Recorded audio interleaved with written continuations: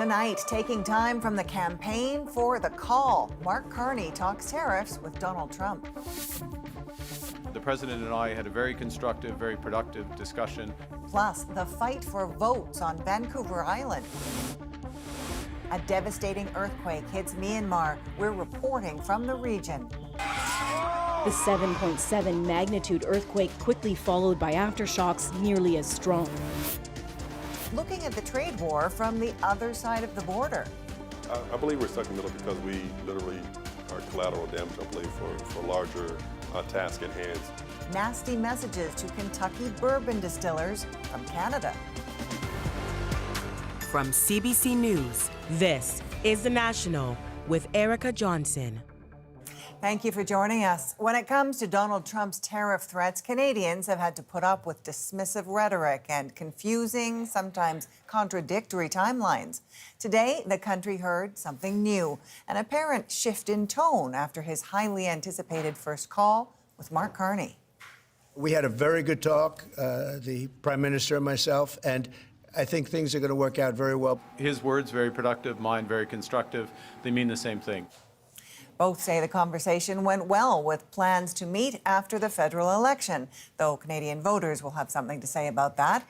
But one phone call hasn't changed the reality. Incoming U.S. tariffs and Canadian retaliation are still a go. And that feeds into what may be the central question of the campaign. Which party leader will Canadian voters trust to deal with the U.S. president? Ashley Burke shows us how the day unfolded. Mark Carney back on the campaign trail after a phone call that could have gone very wrong. The president and I had a very constructive, very productive discussion. Carney says his conversation with Donald Trump was cordial. Trump didn't back down on tariffs, but he didn't repeat his threat to make Canada America's 51st state. The president respected Canada's sovereignty today, both in his private and public comments. We had a very good conversation. Mark called me today at 10 o'clock. Trump's take positive, even respectful. I think things are going to work out very well between Canada and the United States. Even later aboard Air Force One, Trump displaying a new attitude. After the call, you seem to be much more positive about Canada than you've been in the past. No, I just think, I've always loved Canada, and we had a very good conversation with the Prime Minister. And, they've got an election going on, so we're going to meet after the election.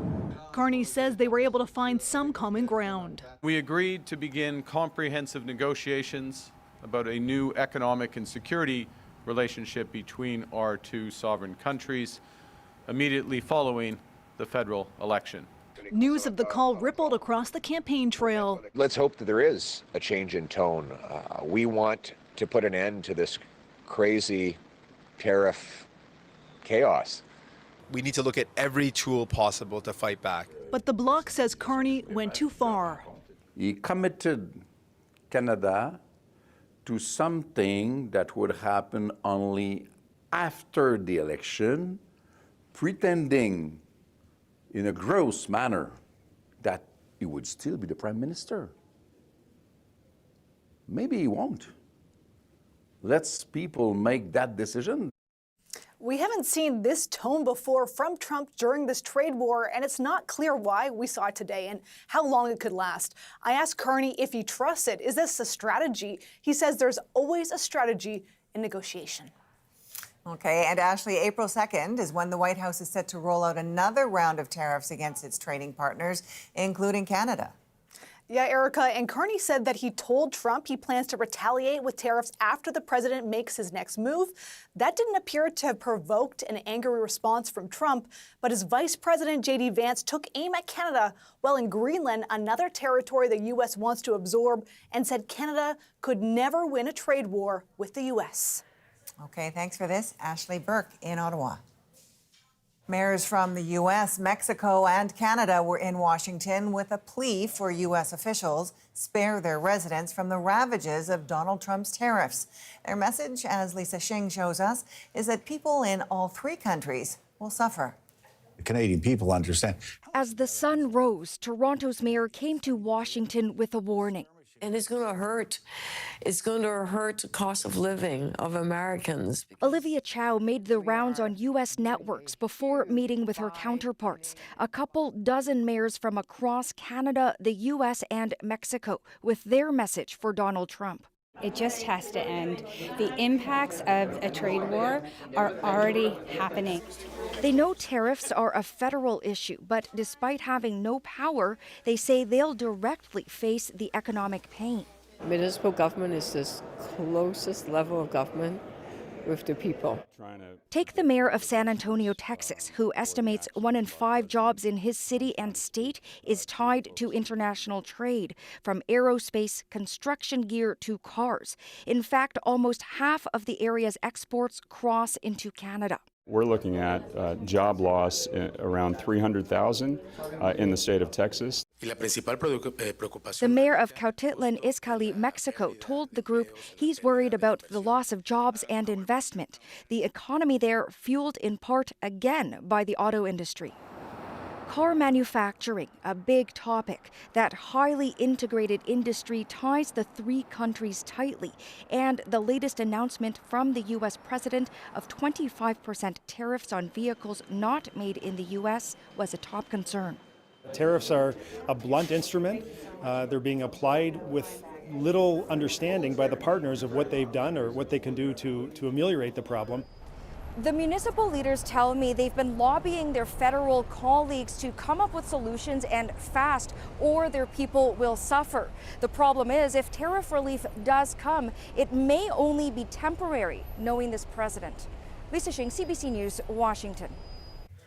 Here in BC, the Conservatives are making a push for votes on Vancouver Island, hoping to win big in what are now largely NDP ridings. But as Kate McKenna explains, in an area where the Liberals have historically struggled, there are signs of growing support. Nanaimo, BC, a hard-working port city in a picturesque setting. Now it could be in rare political territory. Historically, Vancouver Island has traditionally voted largely NDP federally. But there are real challenges this time. Hi, Jason. 6 of the 7 Vancouver Island seats are currently orange. In Nanaimo, Ladysmith, Lisa Marie Barron is seeking re-election. Campaign's going great. There's a lot of support out in the community, but people are scared. This is an election like we have not seen before.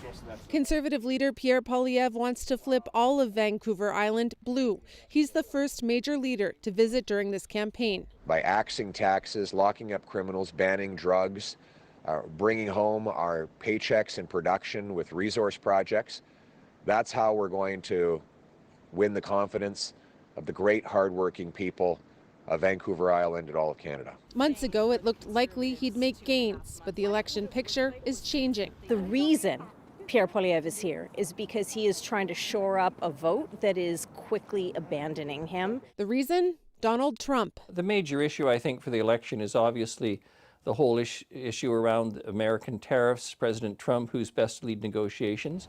People told us they feel the ballot question has shifted. It used to be something else. It used to be more related to economy and things.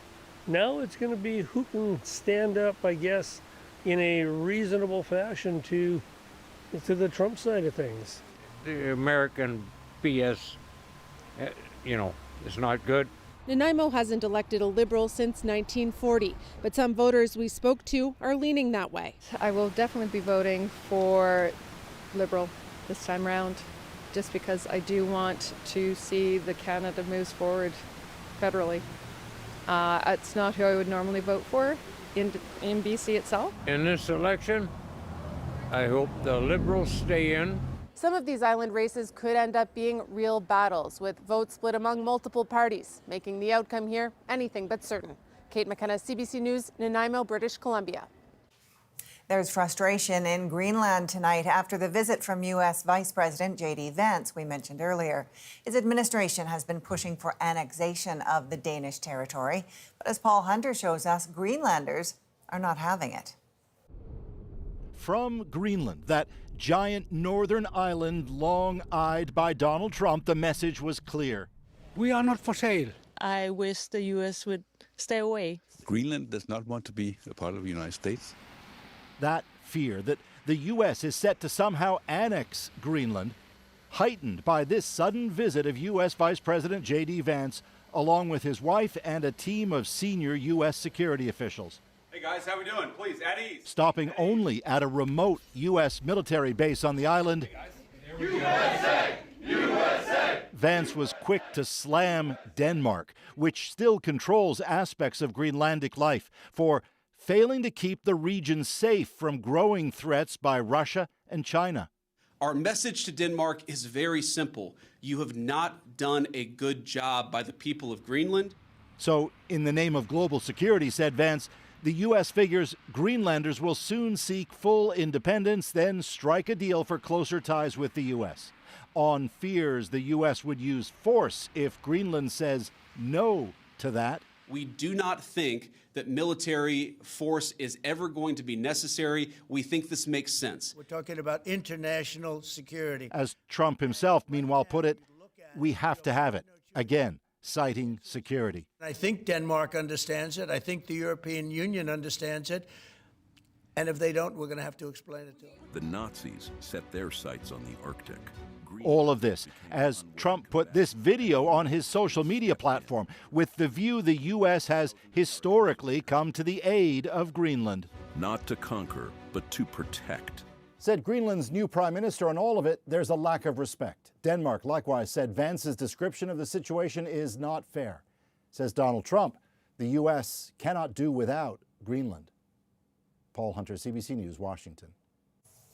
Scenes of devastation in Southeast Asia tonight after a powerful earthquake hit Myanmar. The aftershocks were so strong they toppled a skyscraper all the way in Bangkok, adding to a death toll some fear could pass 1,000. Salima Shivji is there.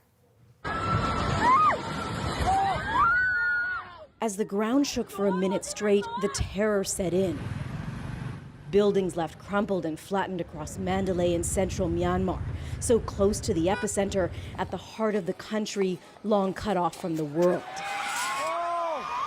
The 7.7 magnitude earthquake quickly followed by aftershocks nearly as strong, leaving cracks in concrete roads and demolishing bridges. The injured and desperate rushed to hospitals, so unstable from the shaking, hundreds had to be treated outside. I thought my house would collapse on me. A wooden cabinet fell and clipped my head, this woman says. Information on the number of injured inside Myanmar was slow to trickle out, and still the death toll kept rising, with hospitals overwhelmed. The stone plates of our wall hit my daughter. There was blood everywhere, this woman says. The force of the quake so fierce it reached Bangkok and beyond, more than 1,000 kilometers away. A high-rise under construction collapsed in seconds. Everyone was running for their lives, this woman says. I was so scared and shocked. Rescue operations going deep into the night in a frantic search for survivors, with dozens trapped under the rubble. The entire city of Bangkok declared a disaster area, and there's an official state of emergency across 6 regions of Myanmar. The full extent of the damage is still unclear, but with an earthquake so shallow and powerful, the fear is that the loss of life is extensive and could reach higher than 1,000 people. There will be a huge need for emergency assistance. About 3 million people were in the areas where the earthquake hit. It's already prompted an extraordinary plea from Myanmar's military junta chief. Any country or foreign organization, anyone inside the country is invited to help, he says. An ask so rare for rulers used to strictly controlling access. Now, Salima, you are outside the building that collapsed in Bangkok as rescue operations continue. What are officials saying there? Well, we've just had an update, and what we do know is that out of the dozens and dozens of people trapped underneath that building collapsed, about 15 are still alive and are being monitored by rescue officials. But it is really difficult to get to them. They are a little bit further down, a couple of meters under all of that rubble, and rescue workers can't use heavy machinery yet. And so at this point, it's about monitoring those survivors and trying to find the best way to get them out safe and alive. A tough scene there in Bangkok, and that is hundreds of kilometers from the epicenter in Myanmar. What can you tell us about the situation there? Well, many are bracing for the worst as a rough picture of just how devastating this earthquake was and what destruction it left in its wake starts to emerge. And while many countries and organizations have quickly promised aid, that won't be easy. And that's because, of course, Myanmar is so very isolated and cut off from the world and very unstable in the midst of a civil war that has already left 20 million people without proper food or shelter. And so this disaster will, of course, make that humanitarian crisis gripping the country even worse. Okay, thanks for this. Salima Shivji in Bangkok. Israel bombed the Beirut area for the first time since its November ceasefire with the Lebanese militant group Hezbollah. The strike leveled a building in a residential part of Beirut's southern suburbs after Israel warned residents to flee. The alleged target, a Hezbollah drone storage facility. Israel says the strike was in retaliation for 2 rockets fired at its territory. Hezbollah denied responsibility. The ceasefire has been under strain for months. Israel has refused to fully withdraw from Lebanon, citing the need to protect its own border communities. And it's continued to launch deadly strikes in the country's south and east. Environment Canada has issued severe weather alerts from the Rockies to the Atlantic coast, including a storm system that could bring power outages and dangerous conditions, especially to parts of southern Ontario. CBC News meteorologist Chris Potter joins me now. Chris, show us what you're tracking. Yeah, Erica, and the 2 words that a lot of people do not want to hear, ice storm. Unfortunately, this could be the setup, if you will, for a prolonged freezing rain event. Freezing rain by nature, rain that falls as a liquid and freezes on contact. And when it starts to build up on trees, power lines, that's when power outages become obviously possible. And at this point, it's pretty much a guarantee that there will be there will be power outages, but it's a matter of how long they will last and exactly where. Here's the setup. We actually have 2 systems. One, this is the primary, affecting the Great Lakes region tonight. The next one moves in for Saturday night, Sunday, and into Sunday night. This one will move out of Texas and have a little bit more oomph to it. So it's going to be kind of the 1-2 punch, but in between those punches, if you will, there's still going to be periods of steady freezing rain in one specific area. And this is the problem. It's going to basically stay stationary where the freezing rain will be falling through tonight, through Saturday, and Saturday night into Sunday morning. By the afternoon on Sunday, that's when it will start to improve, but not until we have snowfall warnings, we have freezing rain warnings, and special weather statements as well, just from this 1-2 punch of a storm system. And this is once again a classic spring storm. And this is where it becomes problematic, Erica, because it's not just a story about when the precipitation will move in, but it's exactly what type we're seeing. And a lot of areas north and east of the GTA will see primarily freezing rain. All right, well, we won't shoot the messenger. Chris Potter, thanks for this in Toronto. Doctors in Saskatchewan are going high-tech to offer health care in rural communities. Technology is going long ways, and I figured, that was really something. A robotic solution to help more patients. Next. Plus, a newly dedicated category at the Juno Awards to celebrate South Asian artists. That dream is kind of coming true now. The sounds of a genre hitting a popular groove. We're back in 2.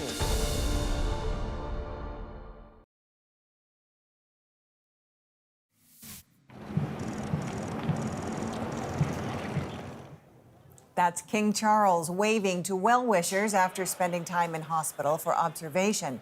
Buckingham Palace says he experienced some side effects from his scheduled cancer treatment. A royal source says his recovery is going well and that he's in good form. Isolated communities in northern Saskatchewan are pioneering a new kind of healthcare, virtual medicine. Alexander Silberman takes us to a remote clinic delivering remote-controlled, cutting-edge care without costly travel to major cities. The journey to Saskatchewan's far north is a striking reminder of the sheer isolation of a region where it's often a struggle to see a doctor. But this small hospital is now on the front lines of a solution. All right. How are you? Daniel Powder is here for an ultrasound, So have you ever had an ultrasound before? a screening that would often require a flight south. I'll let you get situated there. But today, he can stay in the north, and the ultrasound machine is robotic, controlled by a specialist 800 kilometers away in Saskatoon through a computer. What's it like to be getting healthcare from someone that you're just seeing like through a screen? Like, technology is going the wrong ways, and I figured, you know, that was really something. Hold it in. This model of healthcare is part of Saskatchewan's Virtual Health Hub project. It's using technology to let doctors remotely access isolated communities for everything from x-rays to wound care, with the help of in-person assistants like Brittany Olson. I think this is going to be a game changer. You have quicker diagnosing and treating of the patient's conditions, and it's just overall the health outcome for this person is significantly increased. The value of this is that you don't increase the work burden on the other side. In Saskatoon, this office acts as a command center for virtual care, testing new devices like this robot. Dr. Ivar Mendez leads the Virtual Health Hub. He hopes the remote model will address a disparity, especially in northern Indigenous communities, which have higher rates of mortality, tuberculosis, and high blood pressure. I really believe that technology can narrow this gap of inequity in the delivery of healthcare, not only in Saskatchewan, in Canada, but globally. Doctors hope the model of care being developed here in northern Saskatchewan will soon be replicated in rural and remote communities across Canada. Alexander Silberman, CBC News, Stony Rapids, Saskatchewan. Retaliatory tariffs against American bourbon are hitting the state of Kentucky hard. When you think about who's hurt through all this, it's a lot of Kentuckians in a lot of different occupations. Why the governor is imploring Canada to reconsider. Next. Plus, a constant target of tariff threats. India braces for the next shot in Trump's trade war. India charges us auto tariffs higher than 100%. How bad the reciprocal tariffs could be. And she's got 3 critically acclaimed albums. Now the songs she's written for others puts Calgary songwriter Lowell into the spotlight. I just felt the energy of wanting to do something different, move the needle. The National breaks down the stories shaping your world. Next.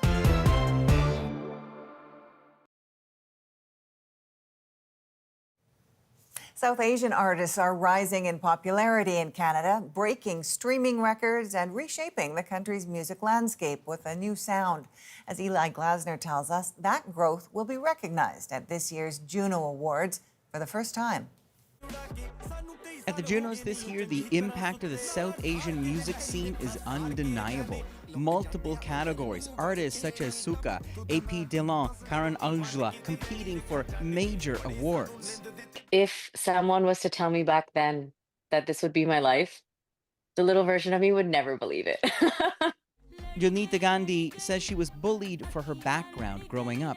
Now millions follow her, and she'll be sharing the stage with Michael Bublé. Oh my God, I am so excited. She says streaming platforms helped her find fans while embracing her culture. But that dream is kind of coming true now, and I'm able to kind of attract both Indian audiences and global audiences. One of the epicenters of the South Asian sound is Surrey, BC. I used to look towards UK because the Punjabi music industry was really heavy in UK. Now I feel like that whole hub is in Canada. Surrey is known for its Punjabi music scene where Indian and hip-hop flavors simmer and stew. A flavor that's catching on. Punjabi music has always been such a vibe. Even Bollywood, now they started using a lot of Punjabi music to push their movies a lot. As recognition, the Junos created a new South Asian music category, a place for nominees like this producer who fuses traditional Tamil music with hip-hop, a sound shaped in Canada. I can walk down the street and, there's a Tamil grocery store or, a Tamil Hindu temple. But outside of that, I was also exposed to other genres of music. While the new award is welcome, many hope it's the beginning of something bigger. I think I'm crossing my fingers and hoping that this isn't just a trend and that this results in kind of some long-term investment in Punjabi artists, in their art, in their craft. She says with billions of streams and some of the most popular Punjabi rappers in the industry, this music scene is just getting started. Eli Glasner, CBC News, Vancouver. You can catch the Junos this Sunday live from Vancouver. Host Michael Bublé gets the show underway at 8 p.m. Eastern, 5 Pacific on CBC and CBC Gem. Now it's time to dig deeper into the stories shaping our world. Tonight, we take you to Kentucky, where U.S. bourbon makers are tasting the effects of Trump's trade war. Donald Trump's promised reciprocal tariffs are coming April 2nd. Among the targets, the world's 5th largest economy, India. We have prepared different scenarios. India is one of the highest tariffing nations in the world. Why Trump calls India the tariff king. But first, the Kentucky bourbon distilleries trapped in the middle of Trump's trade war as Canada flexes its liquor leverage. So when you think about who's hurt through all this, it's a lot of Kentuckians and in a lot of different occupations. Hauled from many Canadian stores, an iconic American industry is facing a hangover. CBC's Katie Simpson traveled to Red State, Kentucky, where the governor is imploring Canadian leaders to change course. And one bourbon maker is even getting Canadian hate mail. Kentucky's bourbon distillers are on the front line of Donald Trump's trade war. How does this all go? So these are, this is a 100-gallon still here. Producers now a target of Canadian anger. This email literally came in today, this morning. It says, quote, Kentucky's problem is that people don't realize that when you, quote, vote Republican, get F again. What do you think when you read that? I don't know. It's really shocking, to be honest with you. Victor Yarbrough founded Bro Brothers Distillery. It's the only black-owned bourbon distillery in Kentucky. A little bit of spice on the back end of it. He has publicly opposed tariffs on both Canadian and American news outlets. And he's still received dozens of emails, about 60% of them negative. They sound something like this. You are heading for a full recession in the States with these moronic tariffs and talk of the 51st state BS. I'm just a farmer here in Canada, but even I know this Canadian, probably world boycott could last 4 years. From what I've seen, it's not really about tariffs. It's more about, people, the sovereignty of Canada. Yarbrough had hoped 2025 would be a year of expansion for his company. You know, as you go past New York, you have New Brunswick right there on the other side of Maine. So that was the goal to enter the Canadian market. But after Trump imposed tariffs on Canada and some provinces retaliated by pulling American alcohol from store shelves, this is a lot older bourbon. His negotiations to start selling into New Brunswick were suspended. Kentucky ships more than $500 million worth of bourbon worldwide each year. And while it's not the state's biggest export, it's the most symbolic. At the state capitol in Frankfurt, we found there's not much surprise among political leaders that Canadians have targeted bourbon. Thank you so much. Nice to see you. The governor of Kentucky said, don't touch our bourbon. And I said, Governor, that's the first thing we're going after. We're going after their bourbon. Kentucky's Democratic governor remembers things differently. He called me lamenting the tariffs, saying he hoped they didn't happen. There wasn't any macho back and forth. Kentucky's alcohol industry was facing challenges before the trade war. Brown-Forman, which produces spirits including bourbon, announced in January it would cut 12% of its workforce, including 200 jobs in Louisville. Governor Andy Beshear worries if this trade war drags on, it will cause widespread job losses. It's that farmer, it's the person driving the truck to deliver the corn or to deliver the bottles. And as he raises his voice against tariffs, he wants Canada to reconsider how it retaliates. I get that you're going to stand up for yourself. That's what we would all do, but be strategic. Having tariffs that just respond to all American products, doesn't differentiate, again, between those who are speaking up and out about how tariffs hurt my country and hurt Canada, and those who are blindly supporting the president. But Kentucky is, after all, Trump country, a deep red Republican state. We're on our way to Meade County. It's southwest of Louisville to get a better sense of what Republicans are thinking. Trump won this county by 75%. In a small park along the Ohio River, people here are aware of the potential impact of tariffs. Well, if he thinks it can help, more power to him, but he needs to realize he may be hurting some of the American people and the other countries.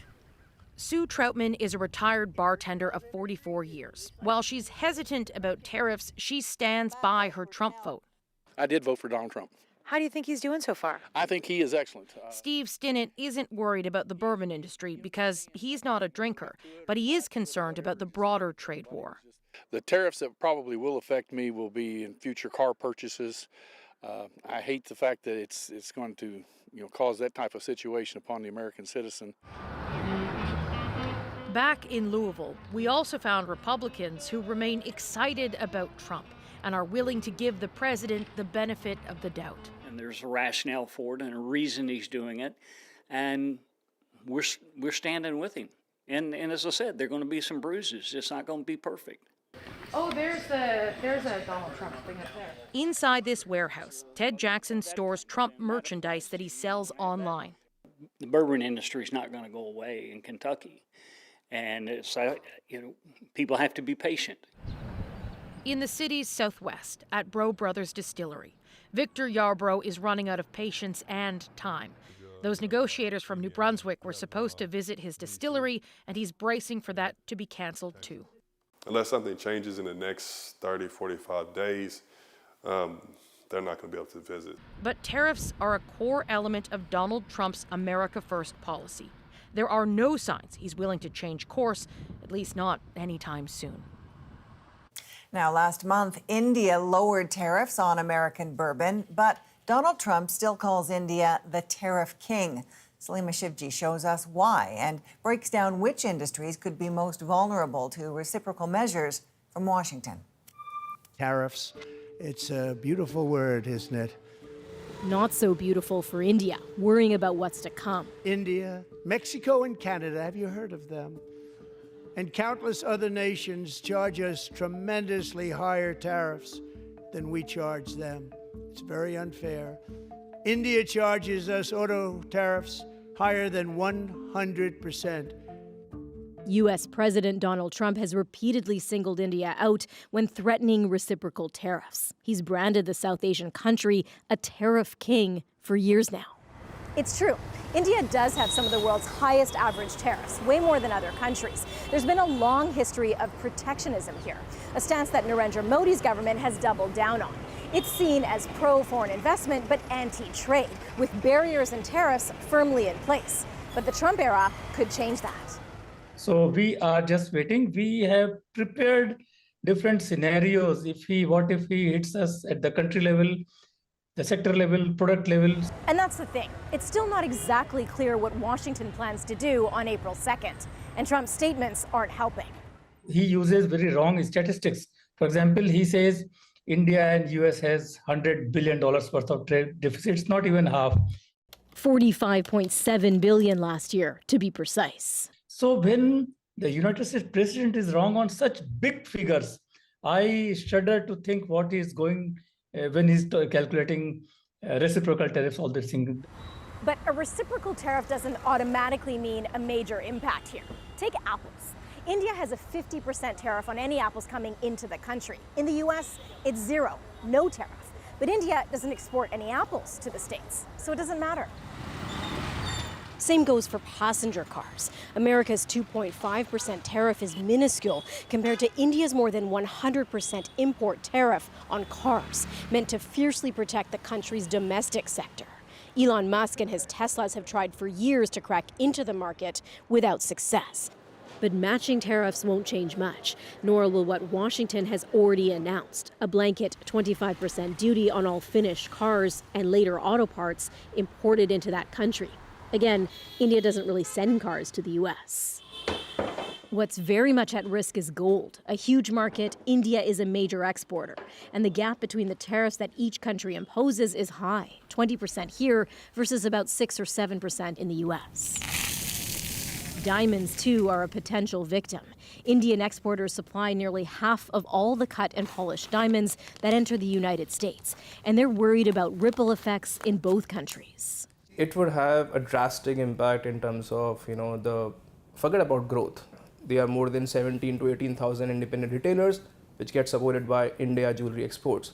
So I think we need to also kind of understand that we are not just kind of having supply from India to USA, we are creating jobs in USA.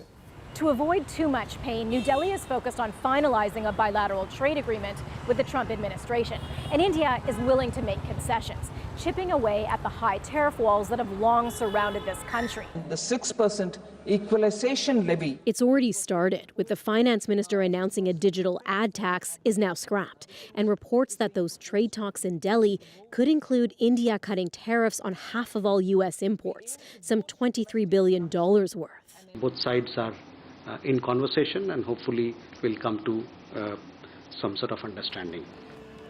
That hope lingers. The relationship is too crucial, with the U.S. India's largest trade partner. Today, Trump said they've had, quote, very good talks with New Delhi, and he thinks it's going to work out very well between both countries.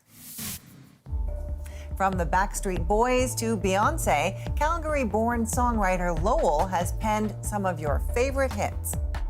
I'm sorry in advance. I'm only gonna treat you bad. From relative obscurity to Juno nominee. Next.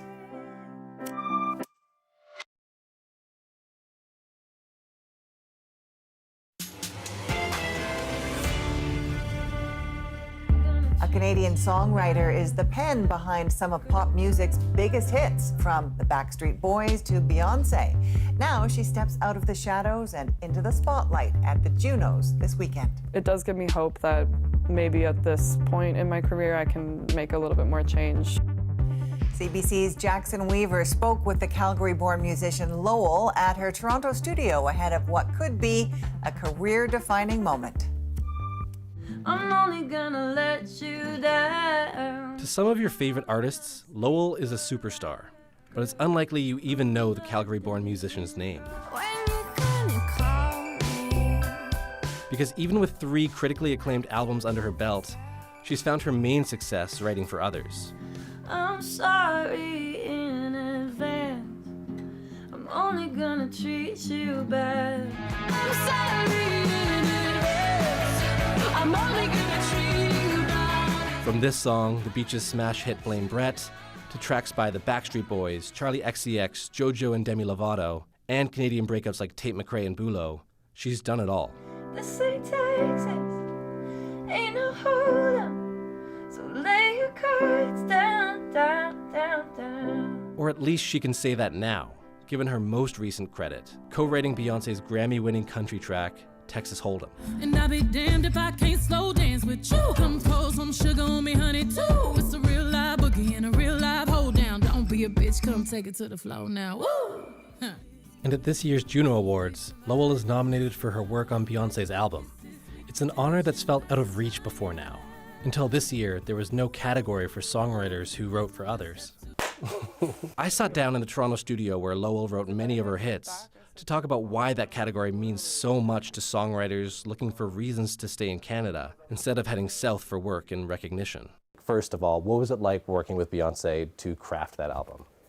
I mean, really just inspiring.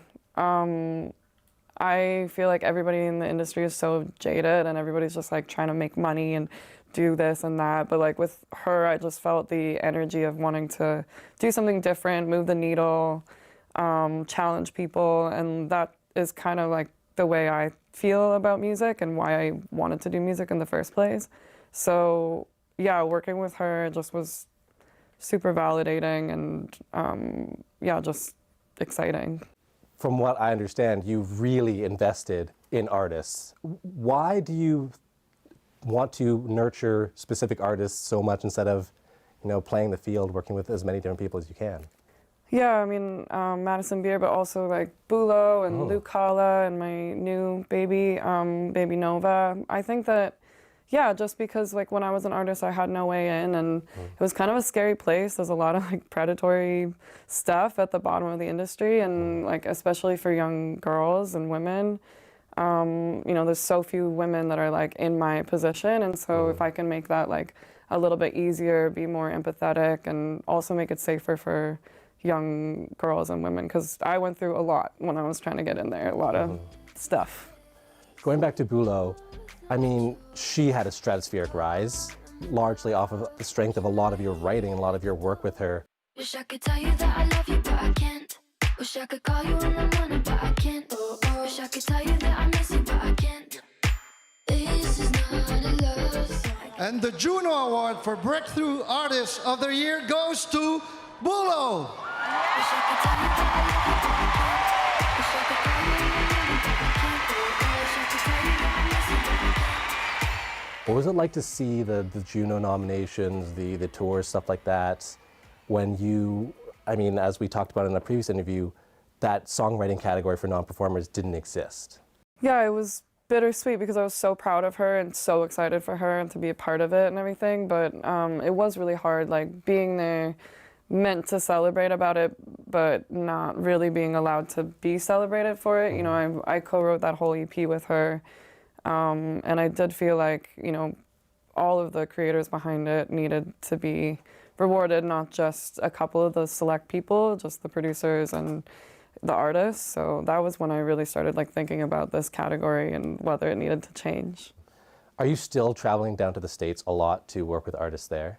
I mean, especially right now, not only with the relationship being fraught between Canada and the United States, but, you know, travel advisories for the United States. Is there worry, obstacles, hurdles in being an artist, being so tied to a place that is maybe not as welcoming to Canadian artists or artists in general?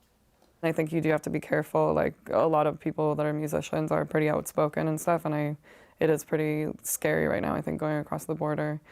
I'm pretty careful about like what I put on my profile at this point. But I mean, like as long as I can go, I guess I have to go. So would you say, I mean, is this recognition, this, you know, potential Junos win, is this the industry, Canadian industry, embracing you and embracing songwriters, non-performing songwriters? Yeah, I think that it does give me hope that maybe at this point in my career I can make a little bit more change. Maybe I was starting too early, like 8 years ago, and I've got like one hit, and I'm like, you guys need to change the industry. Like maybe now is a better time for me to come in, but still it is a little bit late. Like the Grammys had this category a while ago. Come on, guys. And you can watch the full conversation with Lowell on the National's YouTube channel. Up next, a Hudson's Bay superfan shows off her collection. And you see those 4 colors? I mean, that's HBC. It's part of our Canadian heritage. Paying homage to the iconic stripes in our moment.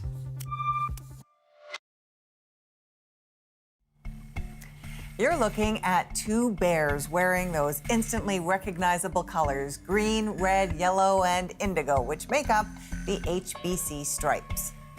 As customers flock to get a steal on those stripes, one woman in Gatineau has been stocking up for years. Tonight, her collection of Canadiana makes our moment. I'm very sorry that HBC is closing because it's an icon of Canada.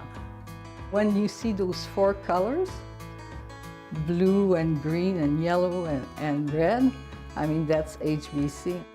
It's part of our Canadian heritage. I have scarves, I have hats. My God, you know, you go through the whole house and you say, oh my God, I've collected so much through the years. This is a coat I told you about that I thrifted for $10. Oh my goodness. The children love going on the hammock. Thrifting is treasure hunting. That's what it is. You know, so when you find a treasure, you're always proud to share it and bring it to Grandma. Money comes and goes. You know, these things, look, they won't come again. That's what's important.